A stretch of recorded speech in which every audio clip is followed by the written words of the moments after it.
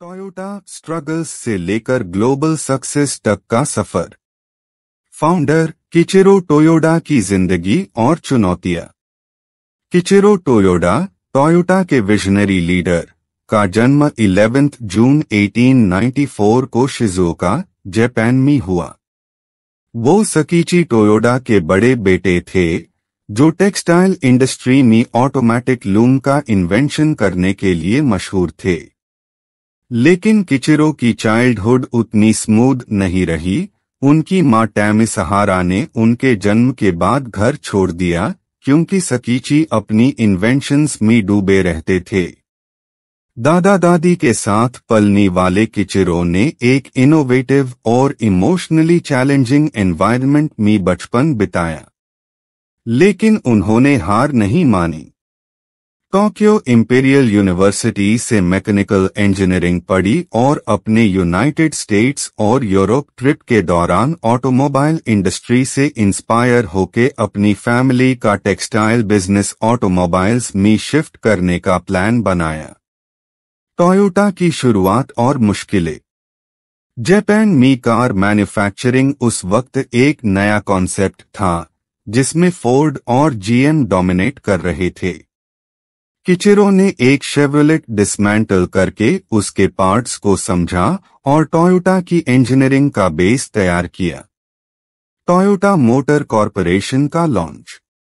1933 में उन्होंने Toyota automatic loom works के अंदर एक ऑटोमोबाइल डिवीजन सेट किया और 1937 में टोयोटा मोटर कॉरपोरेशन का ऑफिशियल लॉन्च हुआ।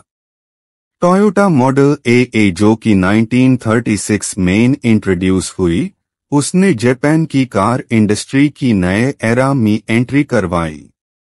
वर्ल्ड वॉर 2 और उसके बाद की परेशानियां। वॉर के वक्त टोयोटा को मिलिट्री ट्रक्स मैन्युफैक्चर करने पड़े और 1950 में इकोनॉमिक क्राइसिस के वजह से कंपनी बैंकरप्सी की कगार पर थी। एक्सेस इन्वेंटरी और कम डिमांड ने किचिरो को इतना स्ट्रेस दिया कि उन्होंने अपनी पोजीशन से रिजाइन कर दिया। Turning point, Toyota production system. किचिरो टोयोडा के प्रिंसिपल्स ने टोयोटा प्रोडक्शन सिस्टम का बेस बनाया। इस सिस्टम ने लीन manufacturing, just in time production और कैज़न इंट्रोड्यूस किए।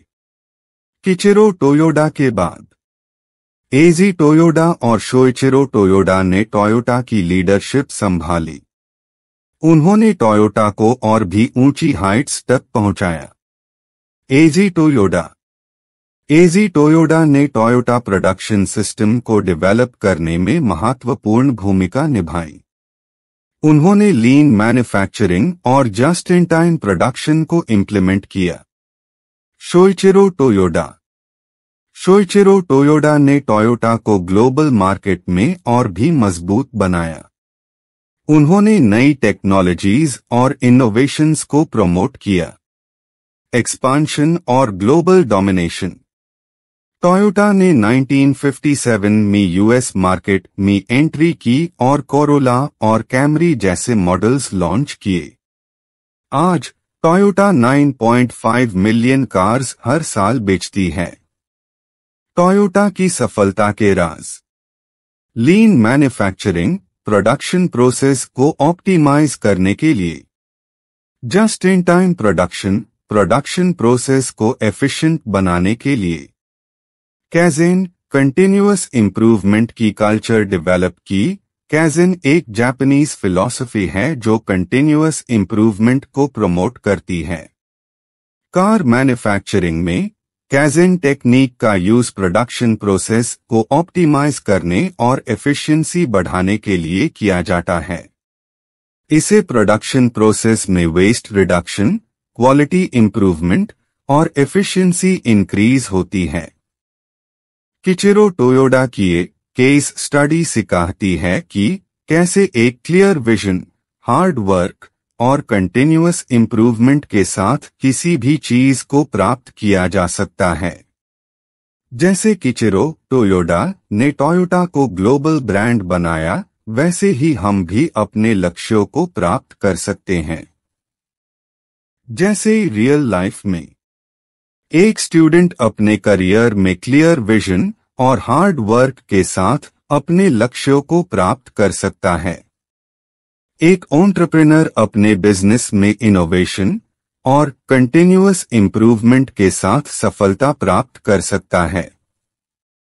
एक एथलीट अपने स्पोर्ट्स में डेडिकेशन और हार्ड वर्क के साथ अपने लक्ष्यों को प्राप्त कर सकता है। मोरल ऑफ द स्टोरी: एक क्लियर विजन और मिशन के साथ काम करना सबसे जरूरी है। हार्ड वर्क और डेडिकेशन से ही सफलता मिलती है। कंटिन्यूअस इंप्रूवमेंट और इनोवेशन के साथ हम अपने लक्ष्यों को प्राप्त कर सकते हैं। इसे यूं ही पता चलता है कि हम भी अपने लक्ष्यों को प्राप्त करने के लिए कड़ी मेहनत और डेडिकेशन के साथ काम करें।